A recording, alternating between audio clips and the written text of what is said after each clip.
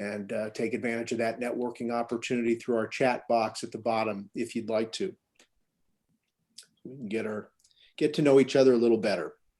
So on behalf of my co-chair, Alderman Randolph, and myself, we've got a great program tonight, this morning. I'm going to turn it over to Alderman Randolph. He's going to introduce our first speaker. All right. Thank you, Mayor. It's my pleasure to introduce Kathy Boyer-Scheschel from MARC. She serves as the project coordinator for the Kansas City Communities for All Ages, and she will be announcing the award for Community for All Ages recognition. So, Kathy. Great, thank you.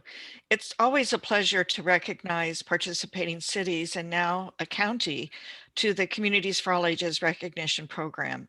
As most of you are aware, this program was developed in 2013 through a partnership with the Communities for All Ages program and the First Suburbs Coalition to provide guidance and assistance to local jurisdictions as they experience a dramatic percentage increase in the number of their older adult residents.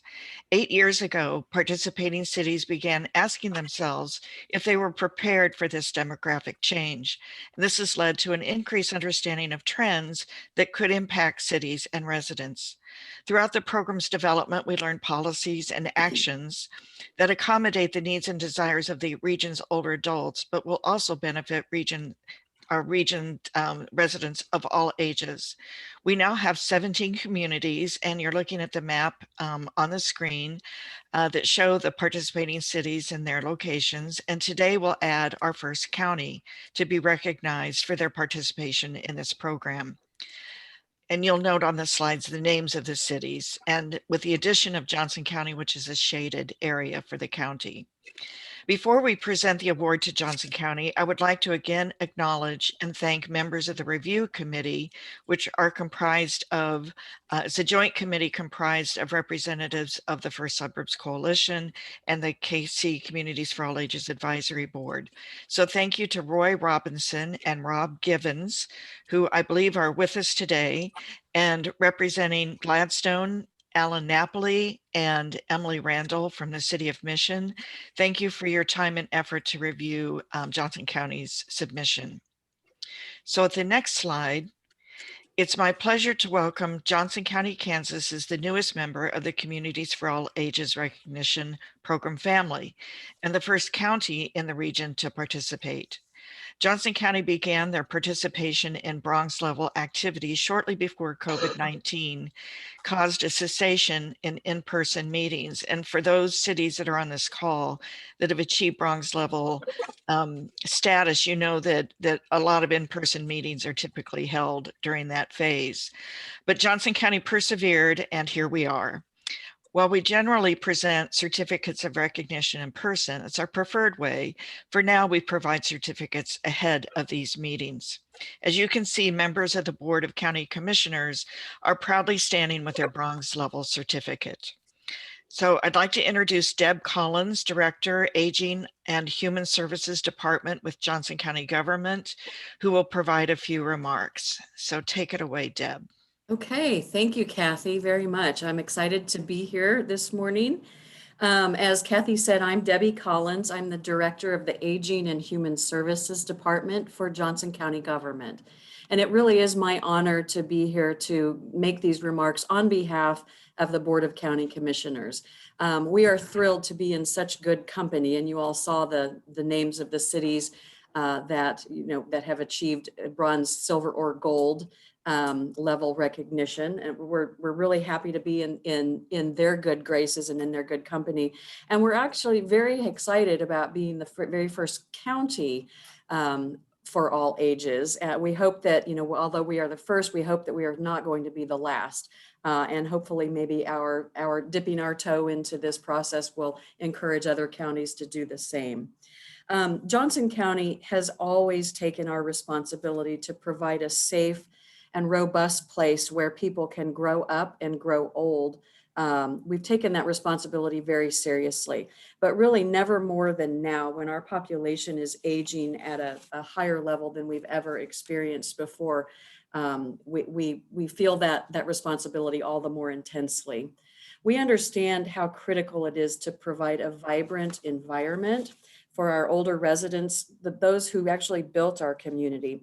We understand the importance of caring for the caretakers, those who took care of us when we were young, the caretakers of our county. And we certainly understand how raising the bar for our older adults really raises the bar for all of our residents, young, old, or somewhere in between. The bronze level recognition, of course, as you all know, raises awareness of the importance of providing support to our older adults.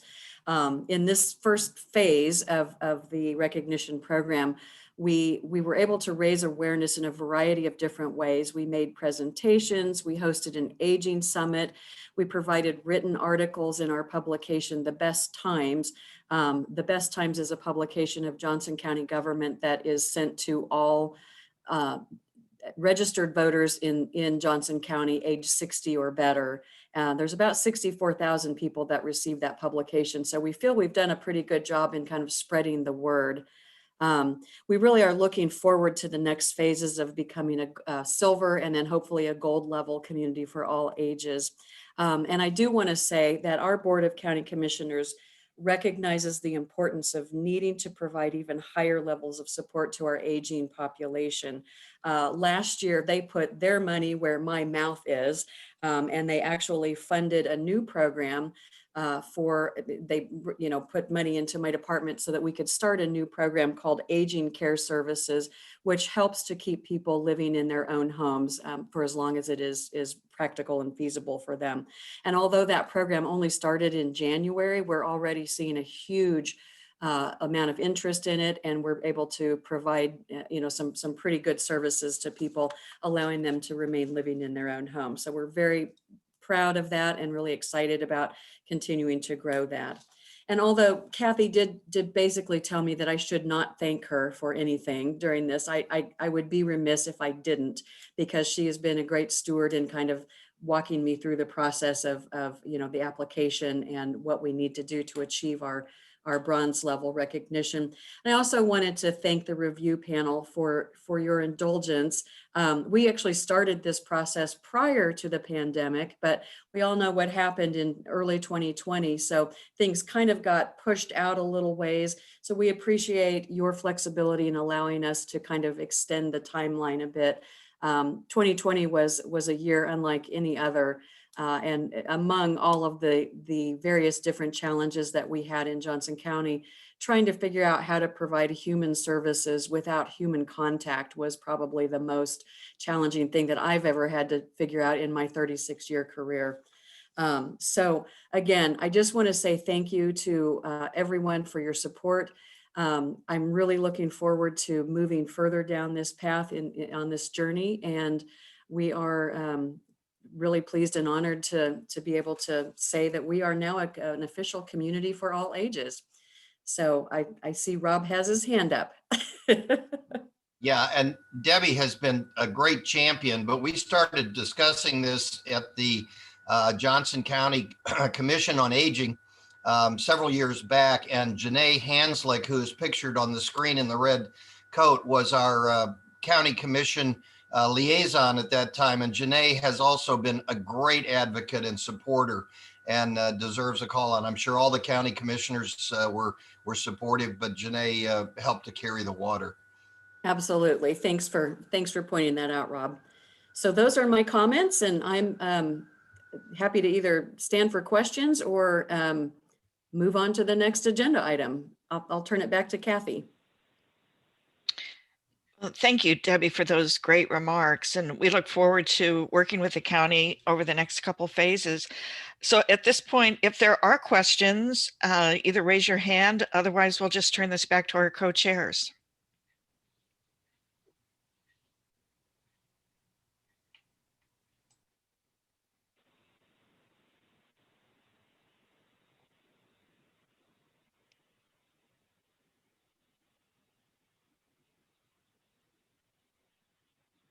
I think the ball's back in Eric and Damon. You can take it away if you'd like. Yeah, I was about to say, I think silence means we move on. So, Debbie, thank you for those comments. once again, congratulations to Johnson County on receiving your bronze level recognition. I see some virtual hands. I'm going to go ahead and say let's give a round of applause, either virtually or otherwise.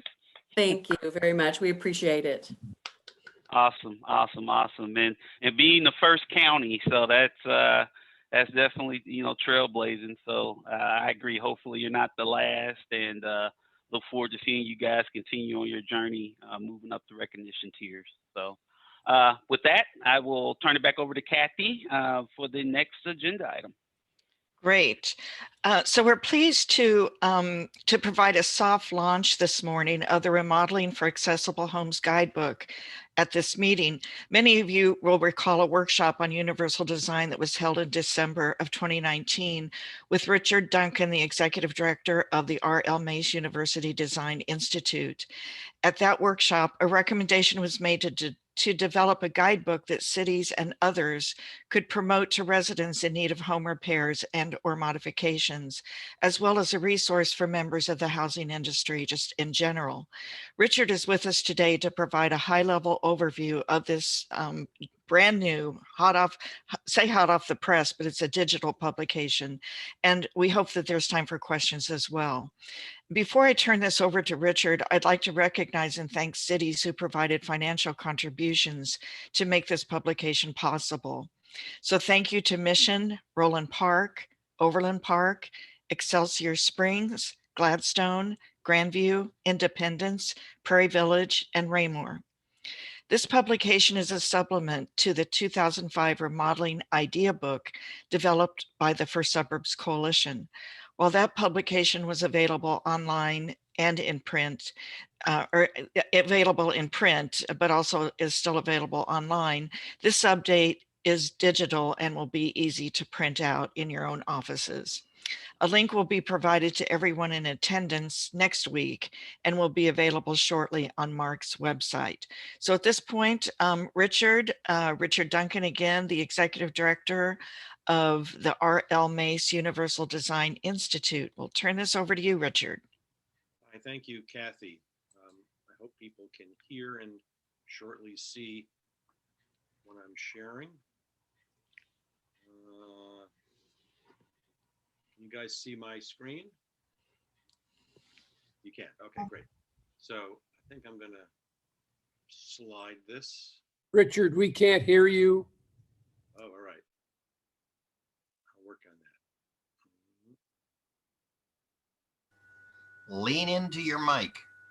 Got it. I can I can do this as well. Is that any better? I'll try to articulate and speak with vigor. So thank you all for the opportunity to talk to you. This has been quite a ways coming. Planning began for this probably a year, more than a year ago. I've been working hard on it for many months. So I'm pleased to be able to share this with you today. As Kathy said, this is going to be published online, and we've particularly arranged this and crafted this so it can be printed out on someone's home computer, an 8.5 by 11 pages. So we hope that it has a lot of utility for people printing things out and passing them around.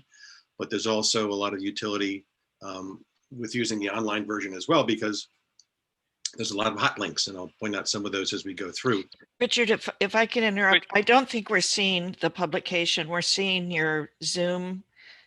At least that's what I'm showing.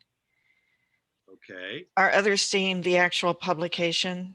It was Yeah, for Richard, a while. you slid it off the screen. There it is. There it is. It's back. Put over here, and you'll have to see the side of my head for part of the presentation. So there it is. Anyway, so we got this online version. It's printable. We think it's going to be a unique thing. And as Kathy said, this is kind of a follow-on to your earlier published idea book. And we hope that it's used that way. We hope that it's used for folks who probably don't know much about accessible home features or universal home features for sure, to get some ideas. They can certainly grab a whole bunch of the ideas we have at one time for our kitchens and bathrooms, or they can pick individual items out that they want to include in their house. Either way is fine. and to an extent, a planning guide. We hope that people can look at this and think about their own situations, talk about it with their designers, their family members, remodelers, and then proceed on their own path. And we really hope people don't take everything we say in here lock, stock, and barrel, because nothing's going to be applicable directly to everybody's complete situation. So an idea book for sure, a planning guide for sure. We've crafted this as a general purpose publication, so that folks who know very little about, home design, frankly, or construction, and the technical aspects of that can see and understand all the points that we're making. I'll show you how we do that. But we think it's also useful, frankly, for the houser crowd, because again, the ideas here, I think, are not necessarily common knowledge, and that at least for getting some ideas for how to proceed with projects, this might be useful for them as well. We do have a whole slew of technical drawings associated with this that we weren't able to include just for space and resources, that might find its way in some published version later on. But for now, we've got this, which is kind of I think a general utility document, usable by you all, by your staff and agency staff, by nonprofit home builders and remodelers, and certainly by households. We hope all of them can get some interest from this. The book has both big projects, whole bathrooms, additions to homes, separate dwellings, in fact, and it's got little projects. It's got things like where you put your wall switch. It has things like, what about changing the swing of an interior door and widening the doorway? So we span a whole spectrum of things. And again, we hope that people can take advantage of those as they go through here. This is pretty unique. It's 50 pages, so there's a lot in here. We did one thing that makes it even more unique, in that we took the very scary step of putting costs in here, which makes a lot of folks very nervous, particularly the folks who contributed to our cost estimating, because no one likes to see their costs challenged or questioned, even though we all know that remodeling projects are all across the map in terms of complexity and scope and scale. These folks who were contributed to the cost estimating were very kind to lend their time and provide ranges of things. I'll talk about that in a second. Let's get into this a little bit. Here's the acknowledgements page. This has all the kind folks who contributed to this, and we deeply appreciate the financial contributors and funders, as well as all the production and cost estimating folks. And here's the table of contents. So you can see kind of how broad our scope was, because we go into ramps and site grading for exterior things, porches, porch roofs, interior circulation, very particular things we're talking about there with doors and door width. As I said, electrical locations, then a number of different scenarios in bathrooms, a number of different scenarios in kitchens, all the way down to accessory dwellings, where we have some useful information, we think, for folks who might be thinking about that. And then finally down to resources. So let's step through. Preface just gives folks a background for this. We okay? All right. What the demographics are, why this is important, why it matters now, and will matter in the future. And then a whole section on accessible and universal design. It's one of the distinctions we make in the book we think that's pretty important, showing people that they can attempt and achieve maybe a universal outcome, which is to say high function, much more high functionality than typical and traditional homes, in a style and in a package which is highly marketable and looks very typical other homes of similar types. And then accessible design, which is the customized design stuff that we're familiar with, that responds to a particular individual in a household, probably with some very pronounced human performance characteristics that requires a particular approach that may only work for them or be useful for them and not so much for others. So we're showing both in here to give people an idea about how they could go in either direction and what the advantages are for each. We think it's an important distinction. So we talk about some features here. We even make the connection between universal design and sustainability. So we talk about some of the details here, including, I think the most significant thing is that if you're designing universally, if you're remodeling universally, especially even building new, you're really saving resources down the line. You're not forcing people to do huge renovations to accommodate relatively small changes in people's ability levels. So you're saving the resources of the world in the process of doing that. So you can read more details about that when you get this in its final version. This is an explanation of how to use the guide, which I hope is useful. And then here's our explanation here about how people should consider the costs and the costing on this page and the next page.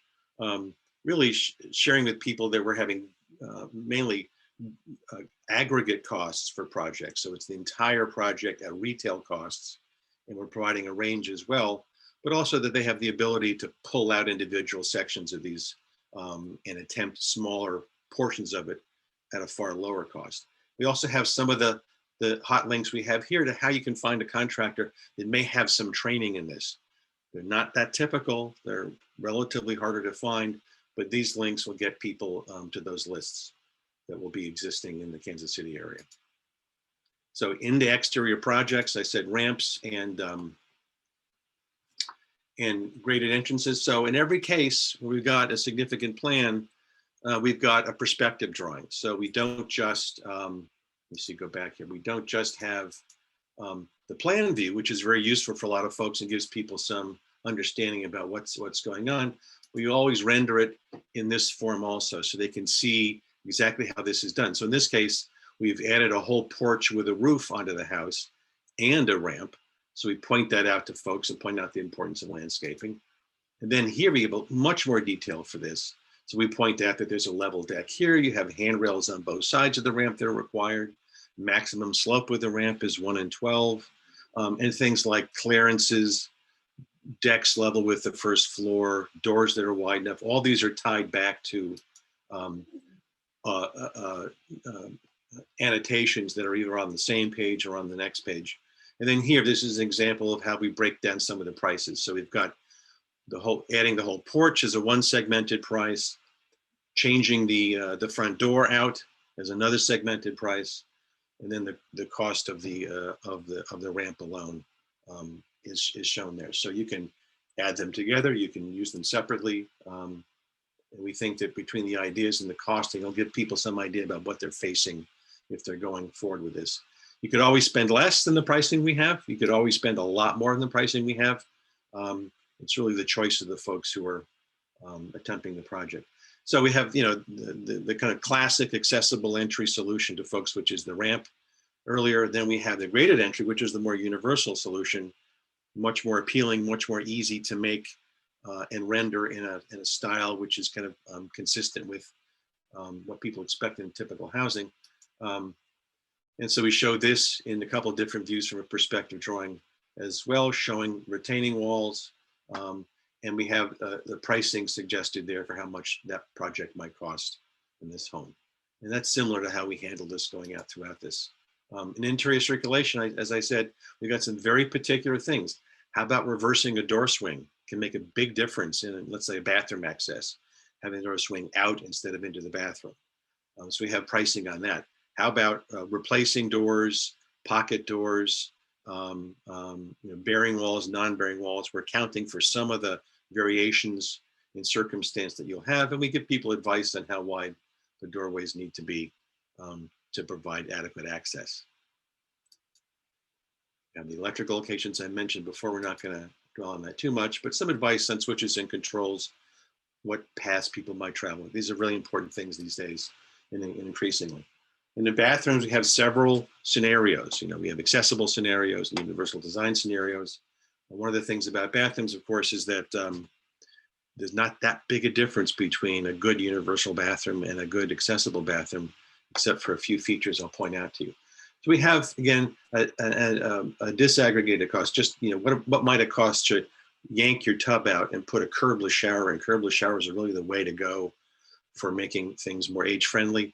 So we have costing there and some advice upon what kinds of showers you might have. And then in this case, we're showing people where the renovation is. So we picked really, the post-World War II Kansas City area home styles, some of which were exemplified in the earlier idea books, and use those as the base for all that we're doing to allow people to relate to what we're talking about. In fact, these could be adapted to any style home almost virtually. So in this case, it was really remodeling the whole side of the home, including the hallway and turning the existing bedroom into a bathroom, which a lot of folks do in later life. They lose a bedroom because they don't need it anymore. So in this case, here's the plan view. It's slightly technical. We show people with the number ones here where the demo has been in removing walls. We show people where we've widened the hallway from 36 to 42 inches wide. We show people where we've moved a window to more properly accommodate the style of the bathroom. So we've got the tub, the curbless shower, the corner located toilet. And then we go on to show some different details in the subsequent pages. So here's our universal bathroom. Let me see if I can talk about this. So it talks about, you know, some of the things that we put in here. So we show handholds exemplified here. We have towel bars that also have handholds located on them. Toilet paper dispensers that also have handholds on them. So this is a universal bathroom. We're not customizing the handholds someone's particular needs as you would need to in an accessible bath, but you have helpful handholds that people can use nonetheless. And so all of us actually need these more frequently than we think. Anyway, we have a curbless shower. We have some detail here on the controls that people can look at, and a more or less standard vanity, although we have options of various kinds later on. And the pricing for this whole package down there, and with all the detail about all the stuff that we've included in there and all the important things they need to consider from a universal design perspective. When we get into the accessible bathroom, virtually the same bathroom, you'll agree. And what the difference is mainly here in just two places, because the conversion doesn't have to be significant. We have grab bars, more of them, and more particularly placed than you would have the handholds. And then you have a different kind of a vanity arrangement here. You have a vanity that has at least one side with knee space underneath. And those are the customizations we were talking about before. We talk about other options down here with dual vanity options and so on, dual height vanity options. Let me point out some of these details. And then we go on to another whole series of bath options, which is the conversion of what is really the standard bathroom in America. There's scores of millions of these 5x8 bathrooms, you know, with the tub and shower behind, the toilet, and then the lavatory sink located, and some are 5x9, some are 6x8, basically all the same style, small, very difficult to use as it is for somebody who has any pieces of equipment or needs some assistance in the bathroom. And this is the area where we're defining the renovation. So I'll take you through one of these. And this shows bath option 1. So in this case, we show that they have, to get some space inside, they bumped out a little bit, a bump out that has a foundation to place the curbless shower. They left the lavatory in the same location, moved the toilet to a corner location over here, added some movable linen storage here. So if someone needs to have that space to pull up next to it and transfer, that can go away. And to compensate the bedroom, we've had some closet space added that we stole from the living room down below. So this whole area gets some work.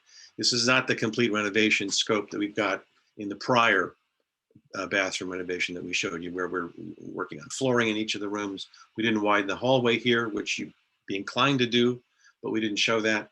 But this is one option. Then you've got, you know, another option showing a different location, a whole different configuration of things with differential pricing, you know, reflecting some of that. And then a third option as well. So we want to give people the sense that there's not just one way to tackle this. You can tackle these renovation issues in a number of different ways. So moving into kitchens, I'm also showing you a number of different options with a more pronounced difference, I think you'll find, between a universal outcome and an accessible outcome. It's tougher in kitchens to have a kitchen work for both a standing ambulatory person as well as a person who's the chief cook, but operates from a seated position. And we kind of show people what that looks like and how that's rendered differently. So the first one, we've really contained it within the footprint of the home without having any additions and so on. Other versions are much more ambitious. But to show you, this is the existing bathroom that may be typical of some folks. We showed these plans to our remodeler assistants. They said, yep, I did 4 of those last year. You know, apparently this is a very typical plan that's seen a lot. So In this case, we're staying within the footprint of the home and making the renovations, but adding some pantry storage here could have been much larger if people wanted to. But it's roughly the same kind of configurations before, with a side by side or a different kind of refrigerator here, some lowered workspace here. We like to have multiple different counter heights in universal kitchens. This is quite small, so it's a challenge to make that happen. Here's a floor standing range, the sink here, and I'll go to the perspective drawing to give you a sense of this. So here's our lowered counter space.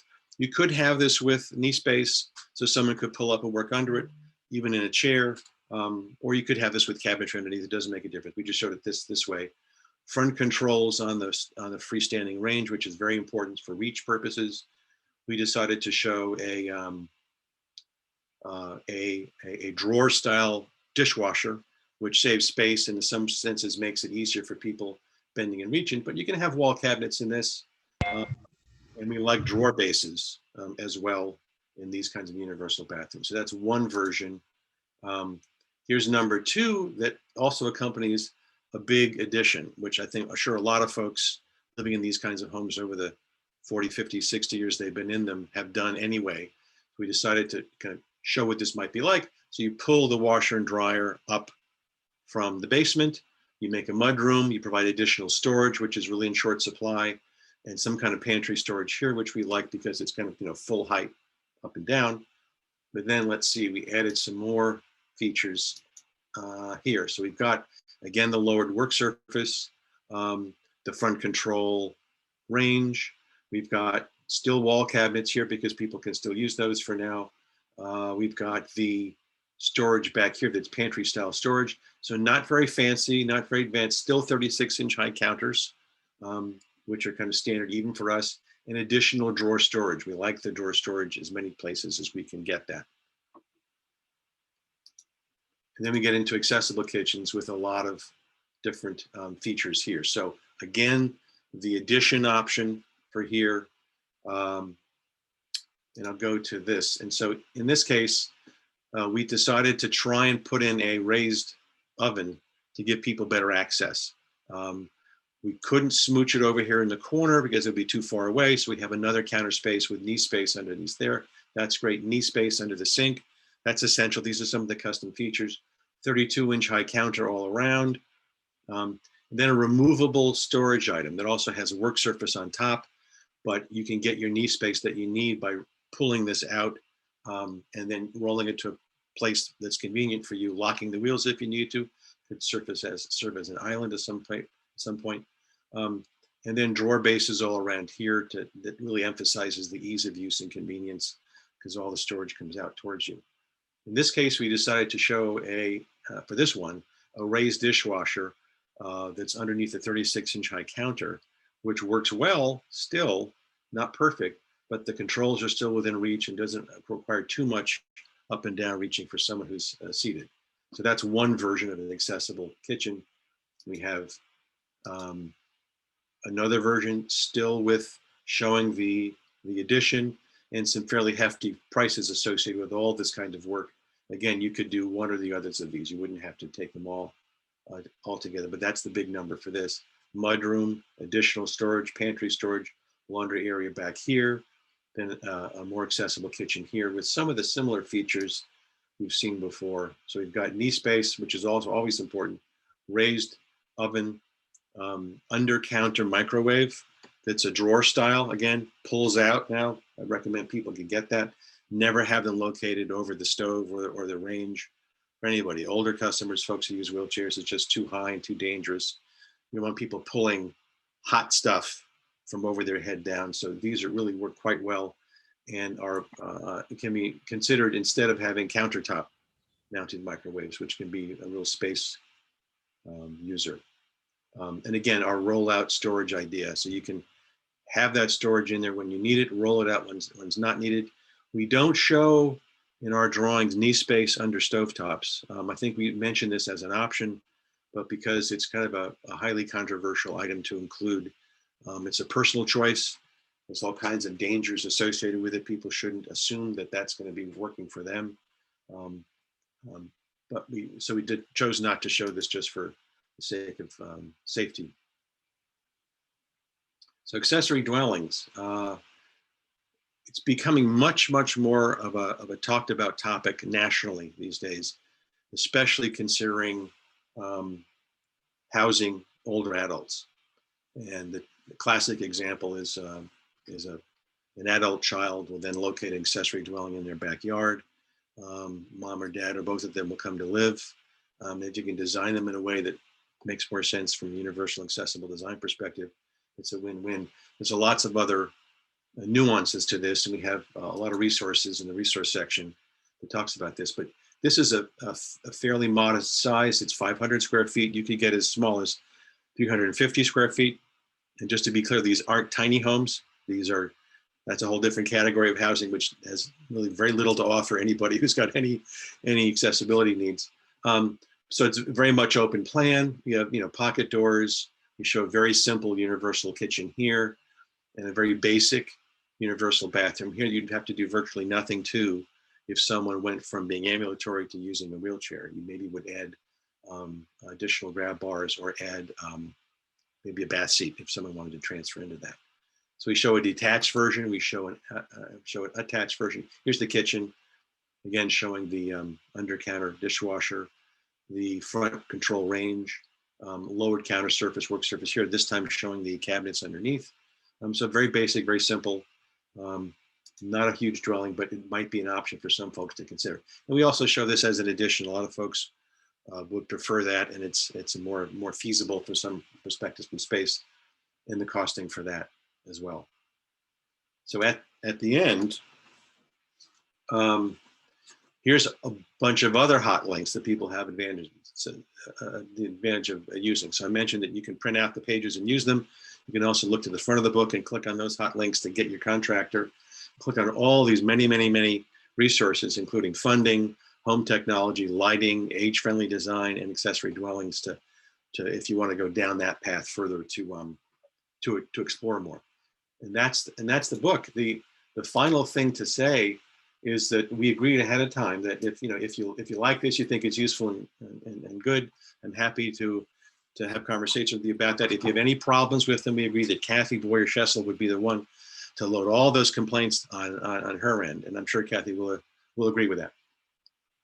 Is that right, Kathy, or no? Have I got that wrong? Absolutely. I'm happy to handle your complaints anytime, Richard. So I think I want to just again thank Richard for this is just an amazing. We do hope that we met the requests that we received from city folks at his workshop that we did in 2019, that we met your requirements, and hopefully this will be helpful. I also just want to recognize, I think Brian Atchison, who's the graphic artist for this, I think is with us today, for his amazing work. And then for Richard's just incredible background with expertise and knowledge on both accessible and universal design issues. And of course, this is a great plug too, that if new builds are built with either accessible or universal design features, then the price tag is lower in the end run, and folks can remain in their home from the time they buy it until it's time to leave. So it's a plug. The new design is best to put these in. So I don't know. Co-chairs, what is the best way to just have people put questions in chat for Richard? Because it looks like we have 5 minutes before the next agenda item. So Yeah, how do you want to handle that? That's fine. Or if somebody wants to speak up or raise their virtual hand, any of the above until you catch somebody's notice here, feel free to submit a question for Richard. And I'll also just add, while folks are thinking about the questions to put in the chat, I think, Richard, you may have mentioned this, but if not, all of the costs that are included in this publication are from Kansas City remodelers. So these are Kansas City costs. And an additional request that was made at the December meeting in preparation for this kind of publication, we intend to have, most likely in June, a longer workshop that will bring Richard back for to go through this a little bit more in detail. But we also hope to have a remodeler to maybe a builder and some folks from cities that are looking at and are actually putting in place actions around universal design. So it'll be a 2-hour workshop in June. So look for more information about that. I Kathy, see that Rob has his hand up. Yeah, I was curious what the editability of this, is there a annual revision, or either for costs or for new ideas? I mentioned the LED sensing plates that'll, act as night lights in a hallway, which is current. And, I don't know if this is in concrete at this moment, or if there's still some edits since it's digital and you don't have to recall printed copies or whatever. My answer is that this particular version is in concrete, with a few minor tweaks, but because it is digital, Kathy, I think we talked about this. I think the expectation is that we can revise this. You can revise this much more easily, and certainly with additions or supplements, or in a whole variety of ways. So, and by all means, this is obviously not comprehensive. So there's a million details that aren't in here. Lots of small projects, lots more in the technology area that could be added as well. Kathy, I got that right? That is true. There's the possibility with, as we locate funding to help support those efforts, we hope to elevate universal design, accessible design in the region forever. So yes. And the advantage of any revisions, no matter how small or large, in my mind also, is the fact you get to flog this again. You get to, to announce this edition #2 or whatever else it is, and reintroduce it to a whole new audience, because every year or so you're going to have people who have never heard of it before. So I think Gene Wilson, you have a question? Yeah, Richard, I wonder if cities are accommodating or resistant to revising their building codes for these new designs. well, so in my opinion, there's not much revision that has to happen for the basic ideas, right? What we get into is maybe zoning issues of lot line kinds of things. So if you're bumping out the back of your house, you have to consider that. If you're building something to the sides, which is narrower, usually that has to be considered. Some places do make accommodations for things like ramps, for example. They'll give you some latitude in your lot line restrictions if it's because the ramp, it's very scattered and so on. Are you thinking about particular building code problems that we might encounter if this gets tried to be implemented somewhere, Gene? Well, I think like electrical outlets and little details like that. Yeah. The outlets that we're suggesting, the locations and things, I don't think are in violation of building code requirements. I think that it's well within those limits. In general, we're in fact kind of squeezing it a little bit height wise, and so it's not so high or so so low. And in some cases, we're adding. We haven't talked about this in the book, but in modern homes with our aging society and all of our use of technology, even more outlets, even more amperage per home is really a great idea. So that's just in excess of the building code. But yeah, I don't think there's too many areas here that are so unusual that it would require that. And along that line, are you finding resistance on the part of contractors to do these kinds of things because of marketability? In new construction, yes. Obviously with remodeling, it's all custom, so their clients are coming to them. The issue with remodeling is that remodelers don't often have a lot of experience, and so they haven't had 12 different universal kitchen remodels under their belt, and they need some help, and maybe this can get them started. In new construction, the whole issue is consumer demand. I mean, that's what it comes down to. And we think that in Kansas City actually may be able to spur some of that with some of your demonstration projects that are going on. builders will build you whatever you want. Believe me. If enough people go and ask for this thing, if a guy senses he's losing market share to the guy, in the next town over because he's building universally and this guy isn't, they will build it. But we don't have enough consumers now who are savvy to go and ask their builder to include these features and then kind of pound the table when the builder scratches his head and says, I don't really know how to do it. But that would really make a difference. You guys can help move that needle, frankly. Thank you, Richard. And, we've got a few more questions, including a related one from John Burkle of the Prairie Village Planning Commission about ADUs, the accessory dwelling units that are likely to require, in some cases, some changes to city code or zoning to allow those. Yeah. True. We're going to follow up with those questions we didn't get answered with those people directly. And good thoughts, everyone. Richard, thank you very much for your presentation. And Kathy, you mentioned whether you'd hit the mark on expectations. I don't think you hit it. I think you guys exceeded it by quite a margin. This is a useful tool. I'm hoping the website link to it can be shared.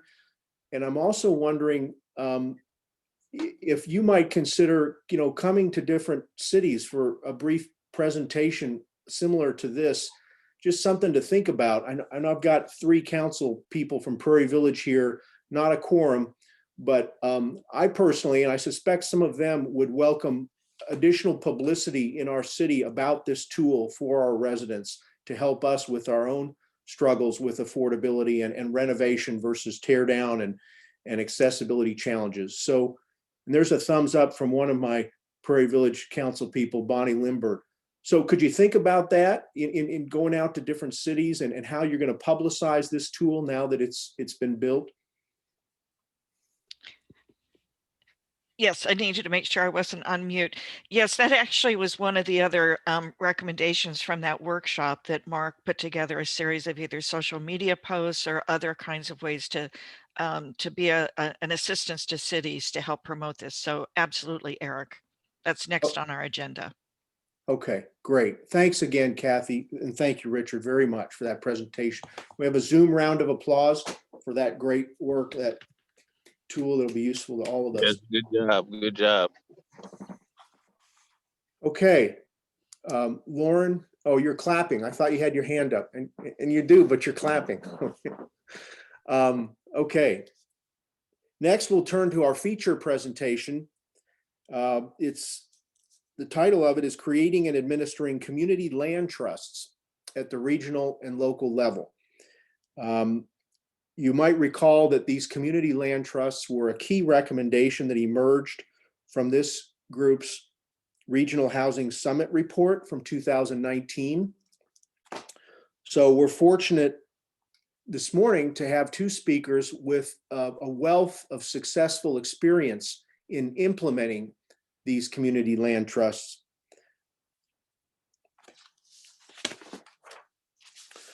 When done correctly, as both of these women have demonstrated that they've done, they can provide long-term stability and affordability through fixed appreciation of the value of a housing unit and a long-term ground lease tied to income restrictions. We're eager to hear more about this tool from our speakers. Each one of the 2 speakers will present for approximately 15 minutes, and then we'll conclude with some audience Q&A. So feel free to submit your questions to the chat box during the presentations. We'll get to as many of those as we have time for at the end. Our first speaker is Erica Sims. She is the CEO of the Maggie Walker Community Land Trust. She's worked in the nonprofit management, affordable housing development, and community organizing fields for over 17 years.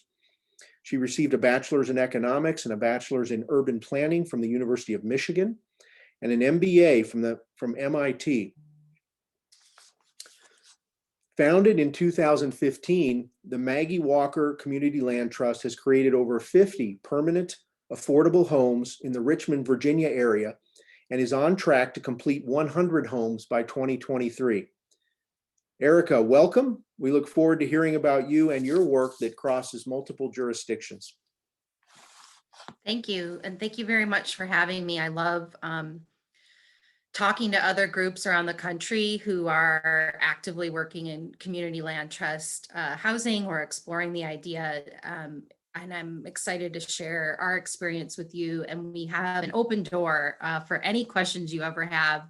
I share documents, legal documents, and time with groups all over the country, because that is really how we were able to grow, is through the generosity and sharing of the community land trust community around the country. So as Eric mentioned, we started in 2015. I'm going to share my presentation here. And we're a regional community land trust. So Richmond, Virginia is about half the size of Kansas City, Missouri. It's a city of about 230,000 people, but it has two major counties adjacent to it that when added together, the area is about 800,000 population.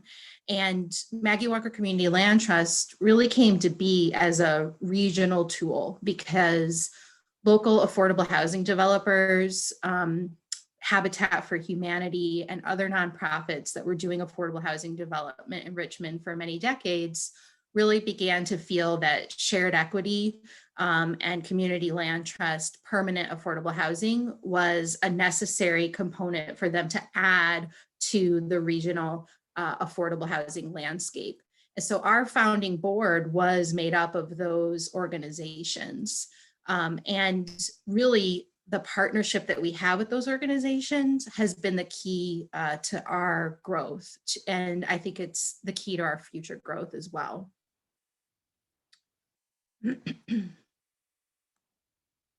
So as of this month, we have 52 homes and 56 families served. So we have had a few resales since our first home was sold back in 2018. And as Eric mentioned, we have a pipeline of about 95 properties. This is a map of the city of Richmond and then two smaller maps of the surrounding counties. So you can see the majority of our homes are in the central city. And most of these we did not develop ourselves. So of the 52 homes that we've completed so far, we have renovated or built as new construction about 15 or 18 of those. The rest of them have been these other nonprofits completing the homes that they typically did every year through their pipeline of work and putting them into the community land trust. And this has been a great source of growth. Obviously, it takes less work for us to partner in that way. These are trusted partners where we know the quality of the work that they do, and we work well with them. And so oftentimes most of these dots on the map are the result of them calling me up and saying, hey, I have a project in such and such neighborhood. It's going to be 3 houses, each will be 3 bedroom.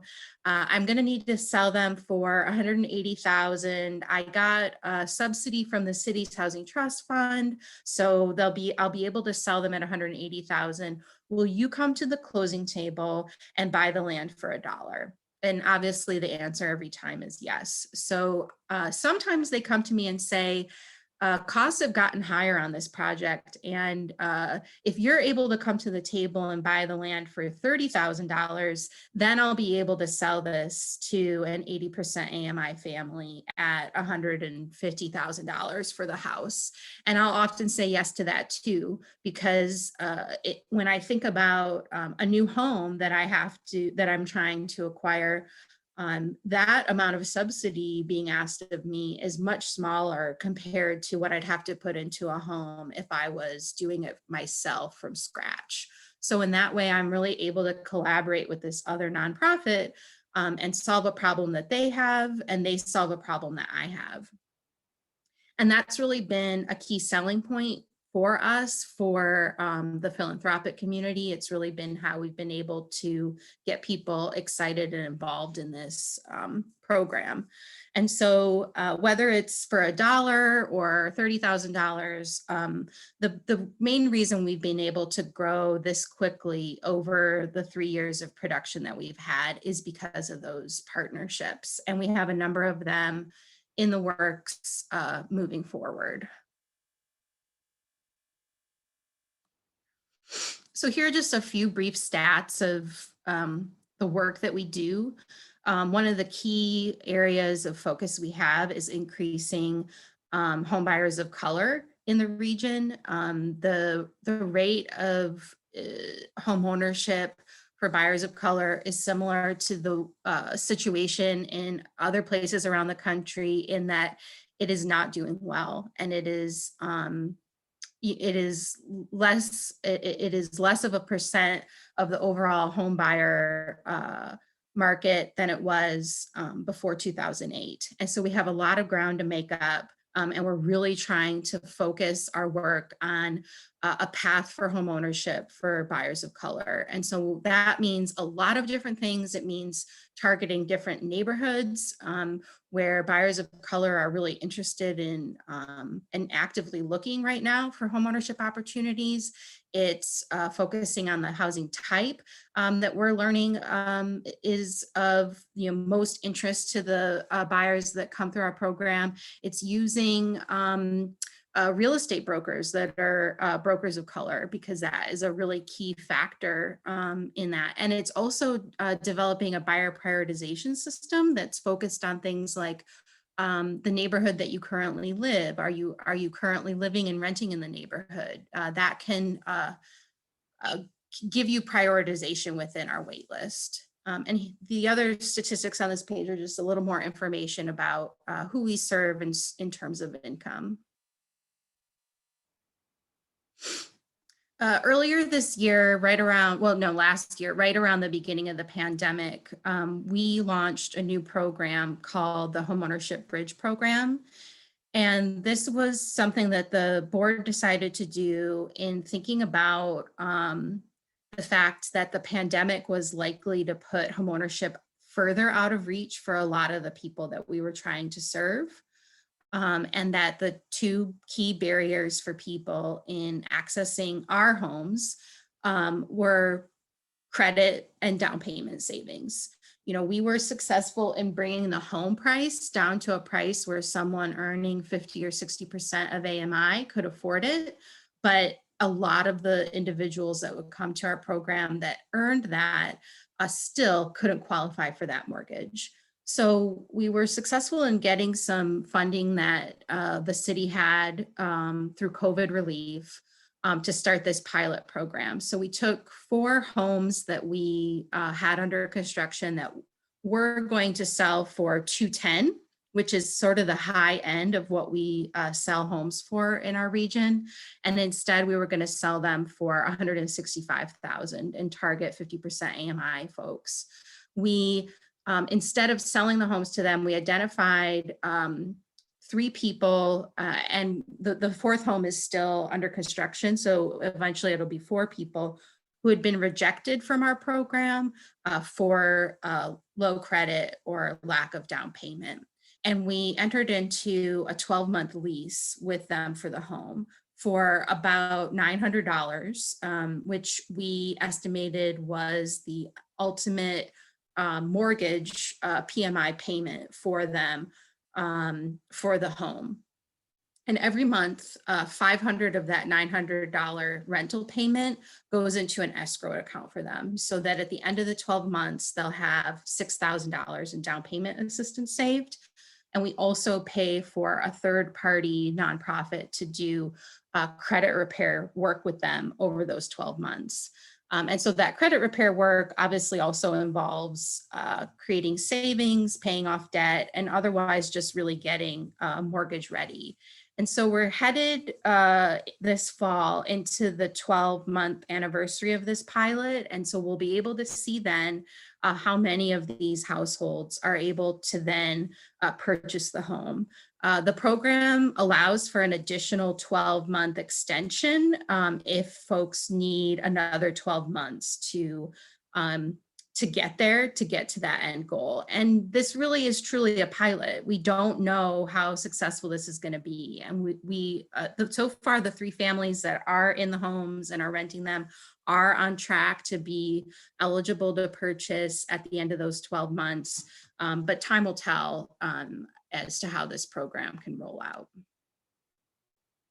So one of the last things I wanted to mention is that Maggie Walker Community Land Trust is also the regional land bank for the area, and we're the only combined land bank and land trust in the country.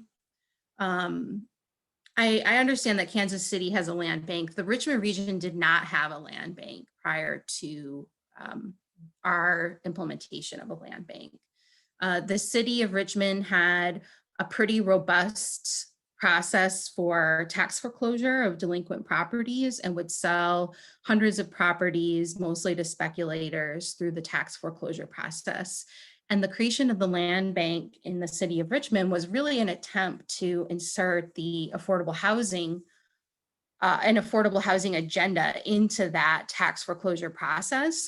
And so as the land bank, we serve a pretty public role where the city transfers properties to us primarily through that tax foreclosure process, but also they have a plan to transfer up to 200 surplus properties that are city owned to us over time. They haven't begun that yet, but they transfer properties to us, and there is a citizens board that works within our organization, but is the decision-making body for what happens to those land bank properties.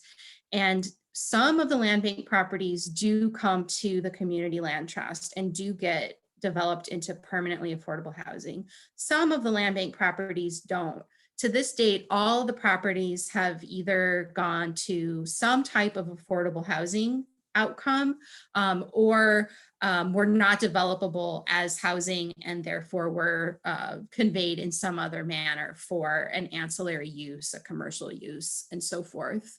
But this has been a real key to our growth, is to be able to kind of have this very close relationship with the city and to have sort of a main line to these key properties that can be used for affordable housing. And no, it doesn't mean that 100% of these properties become community land trust properties, but that's because the land bank has a larger public obligation in terms of just conveying properties back into productive use. And so we take on that larger obligation that isn't necessarily completely aligned with our permanent affordable home ownership goal, but it's paired with that permanent affordable home ownership goal, and it has definitely been mutually beneficial. We're also separately the land bank for each of the 2 major counties in the jurisdiction, the other 2 counties in which we work. And they don't have significant number of properties that they tax foreclose on, but they do have from time to time surplus properties. So for example, one of the counties has conveyed to us a site that was a decommissioned school site. They paid for the demolition of the school building. They are now taking the property through a rezoning process for us, and then will give the property to us for $1 for us to build our first CLT subdivision on. So that land bank relationship in each of the 3 jurisdictions has been a real key to our growth. And this last slide here is just a picture of that region. Henrico and Chesterfield are the 2 counties I mentioned. This is our jurisdiction, and this is our goal to sort of getting to 150 homes in a 3-year time period.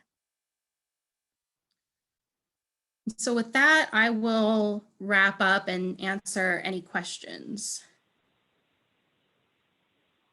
Well, Erica, thank you for your presentation. That was very, very informative. We're going to forego questions until the end so we can get to our next speaker. So again, thank you for that presentation. Next, we will hear from Rebecca McQuillen. She's a lawyer, advocate, and activist who's been working with the Marlborough neighborhood on housing issues since 2015, starting as legal counsel for the neighborhood and has been a resident since 2017. She's committed to helping communities equitably revitalize and is a leader of the Community Land Trust movement in Kansas City.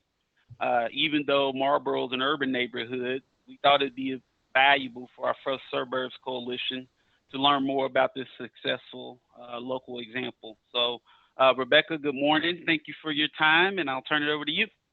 All right, good morning. Thanks for having me.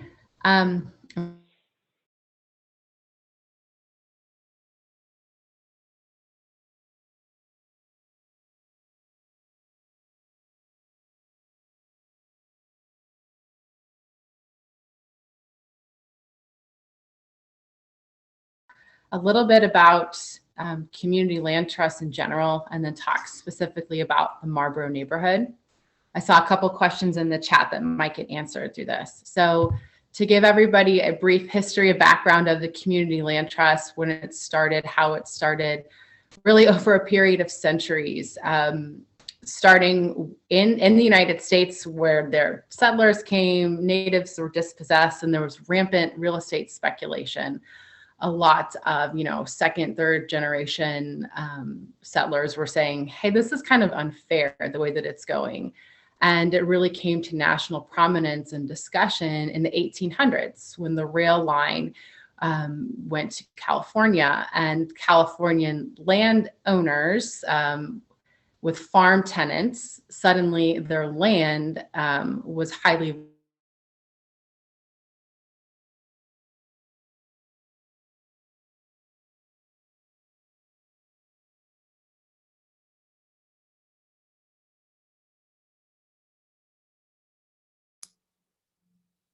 came to your land.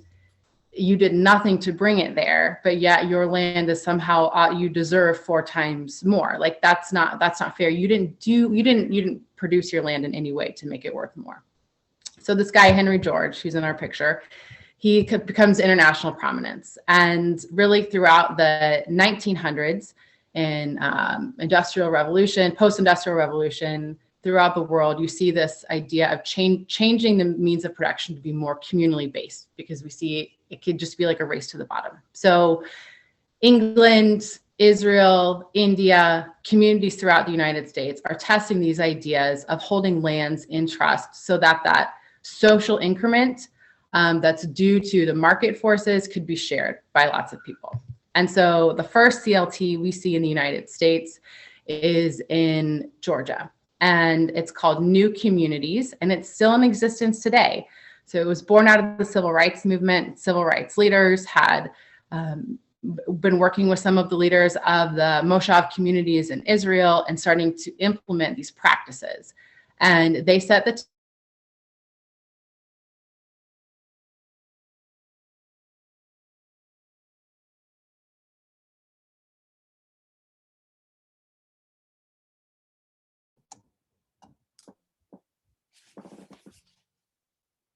Hey, Rebecca. Yeah. I don't know if anything can be done about it, but we're getting about 85%, but every now and then your audio is cutting out for like 5 or 10 or 15 seconds. Oh no. Just wanted to make you aware of that. I don't know whether anything can be done about it or not.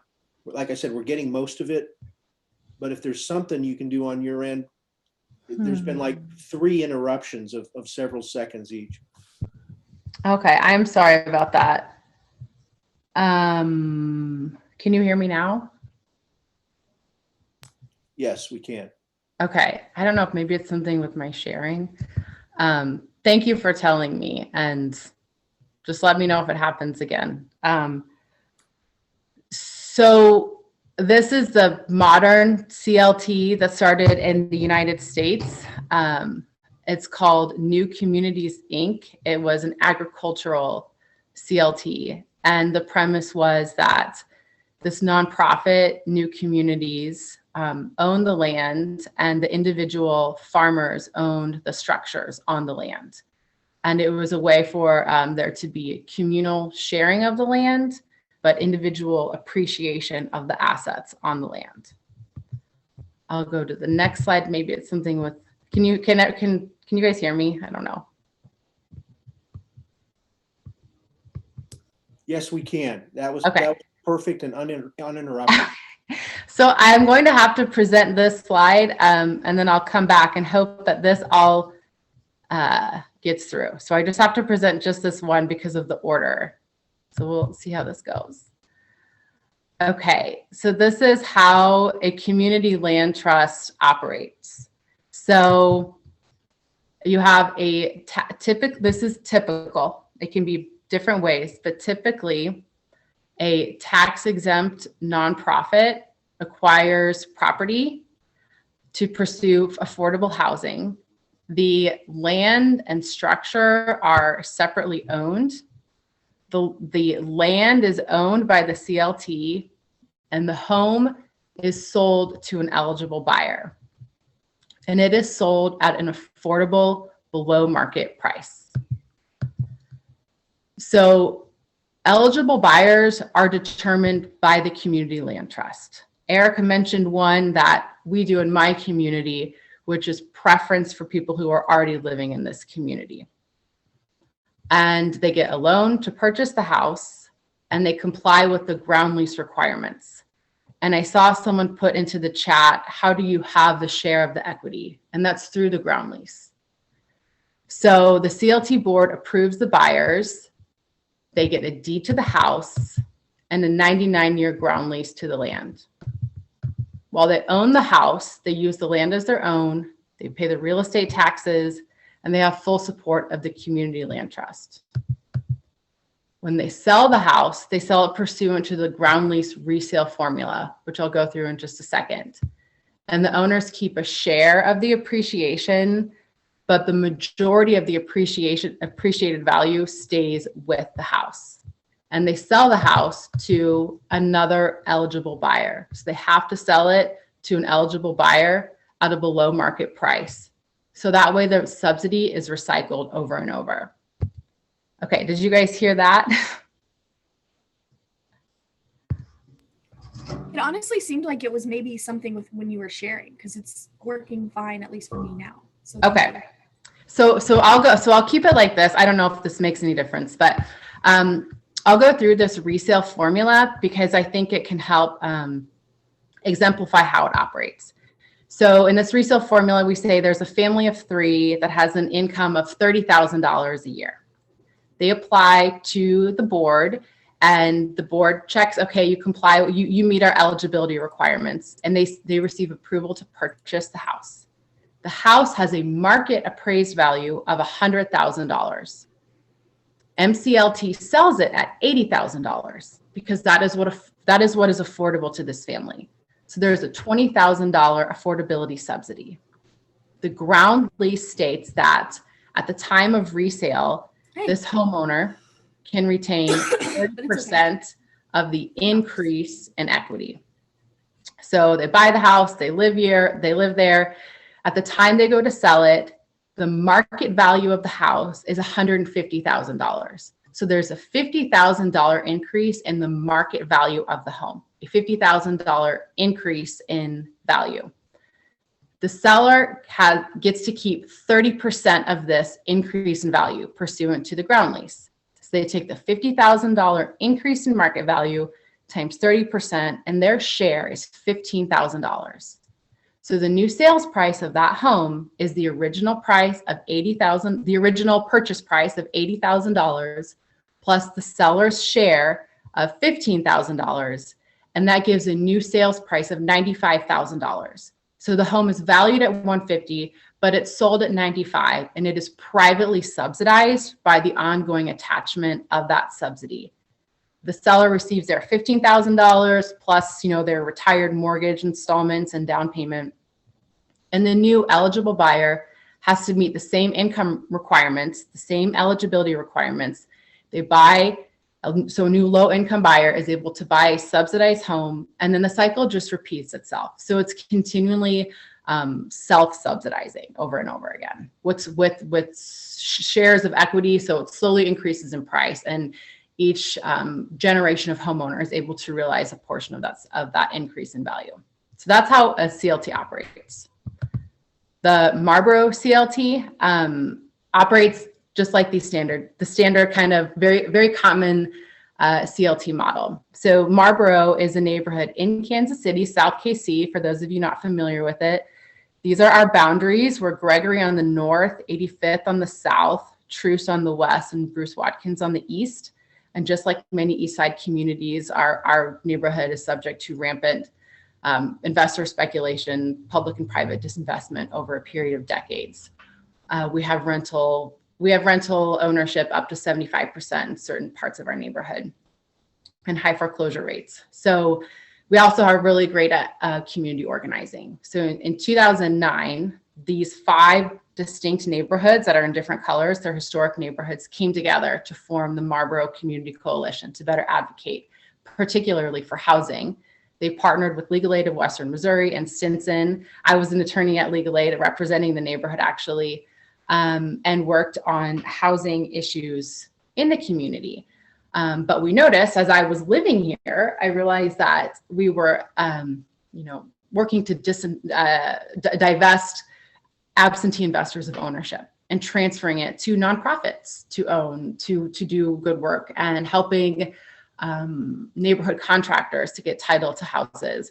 But realized that 5 years on, 3 years on sometimes, these houses were often getting back into the same cycle of absentee ownership, poor investment, because when the only thing that dictates is like the market, then people were selling them on Facebook, selling them on Craigslist, and these houses that had been acquired, had been rehabilitated with public funding and volunteer hours from Stinson attorneys, were again not contributing to the benefit of the neighborhood. So we looked to create a CLT in our community to ensure long-term maintenance, to ensure that we could acquire properties, redevelop them, and be sure that 5 years on, they're still beautiful. They'll still serve the neighborhood. 5 years on, they are not an uninhabitable rental, that they are producing wealth for the community, for people who live in the community.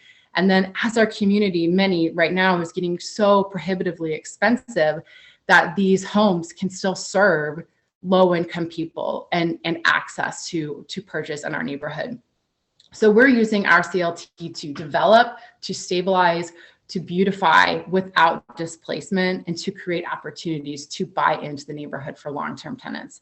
But they can be used for so many ways. So just a few benefits of community land trust, and I'm really only going to focus on one of these.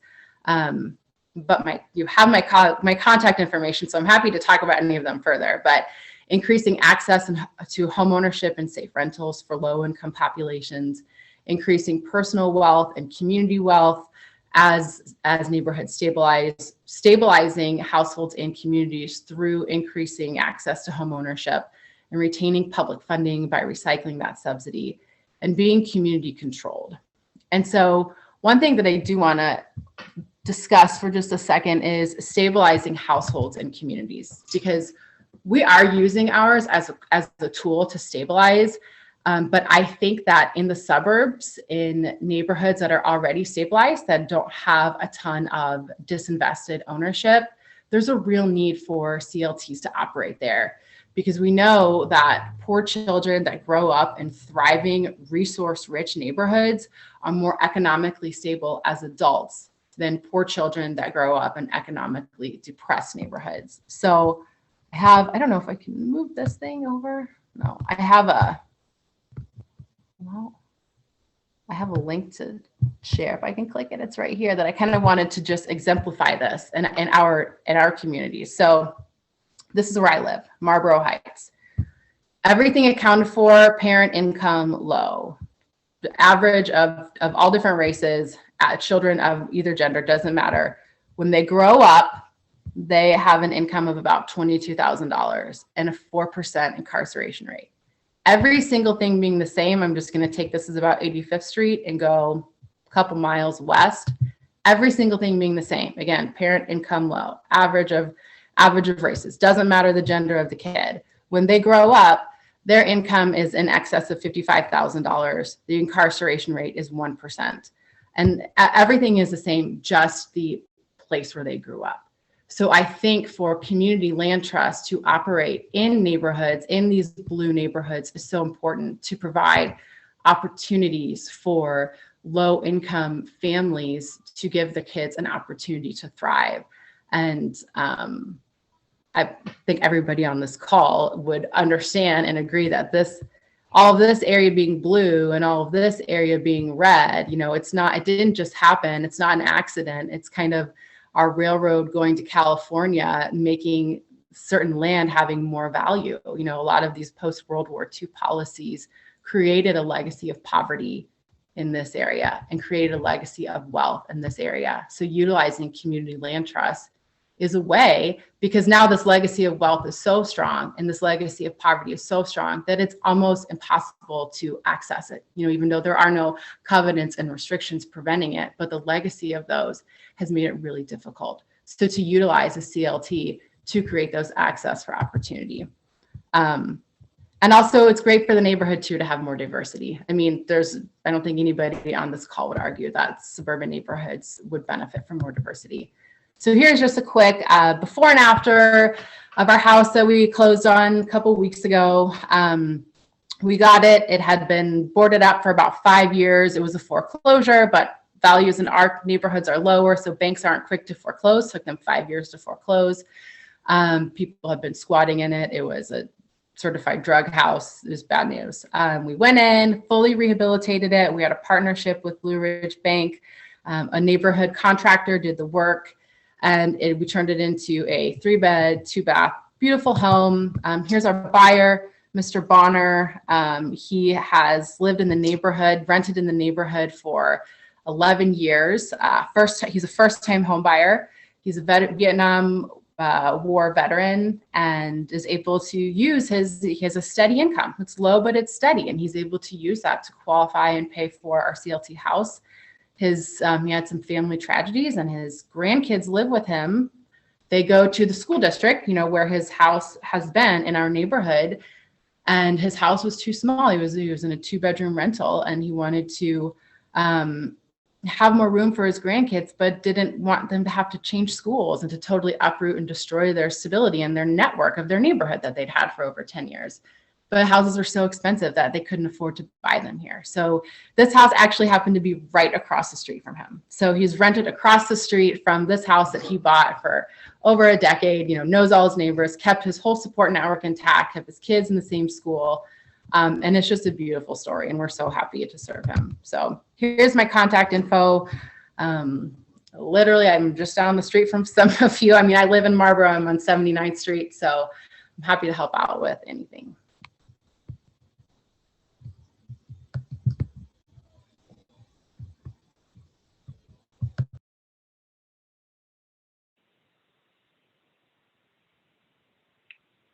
All right, Rebecca, thank you for that presentation. Looks like we have about 5 minutes. I know we had several questions come into the chat. Lauren, do we want to try to answer any, or do we just want to do them all through follow-up? Yeah, I know we're tight on time, but if we can try to capture a couple of these. I know Rebecca responded to some in her comments.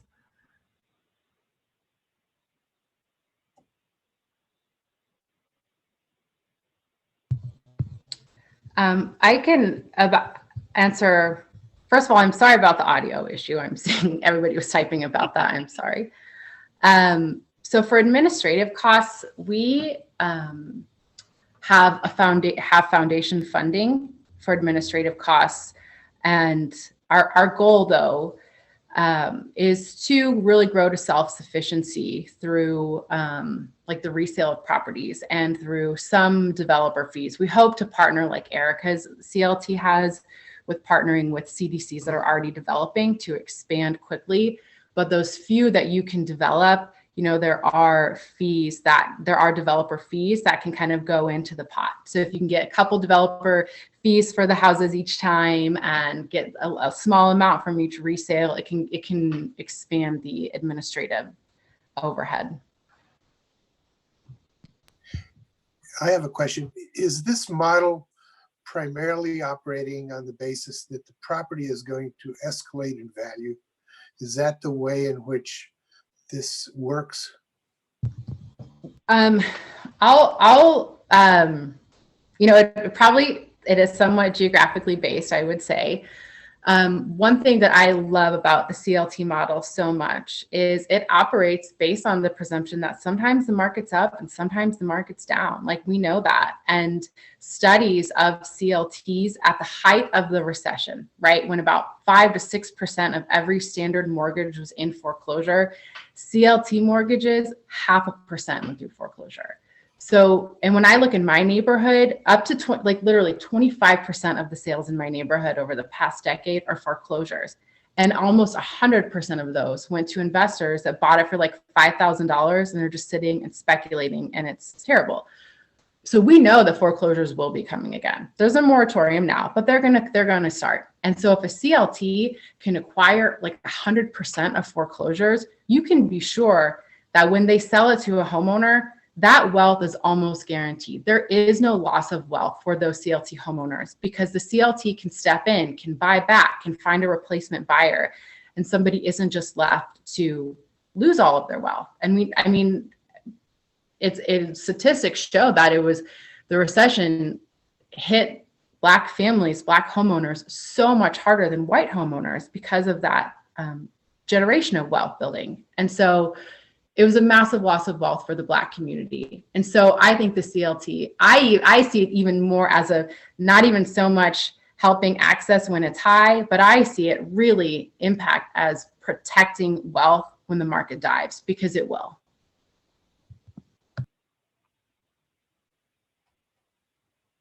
Rebecca, I have a question. Have you been engaged at all with United Community Services of Johnson County and their affordable housing work? Your map of Jackson County versus Johnson County is so profound, and I'm unaware of a community trust anywhere in Johnson County because I don't think they exist. But I think there might be places where a community trust could be a possibility. First Ring Suburbs being an example. And I wonder if you could work at all with community services.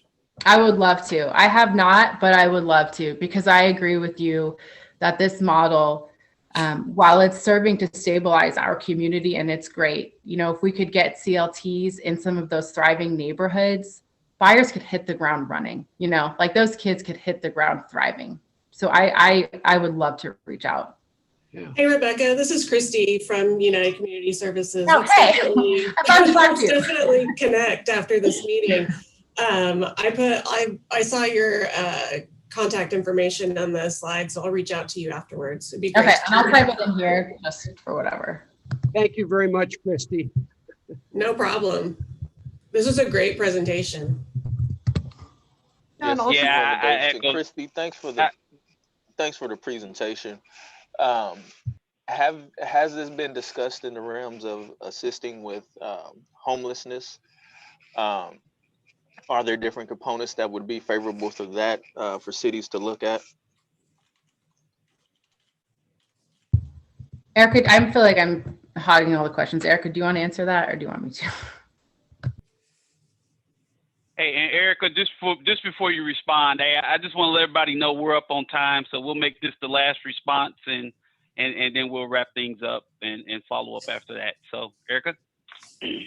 Yeah, I don't really have much to say about that question. So, Rebecca, if you have anything to respond to about it, we don't serve homeless with the CLT.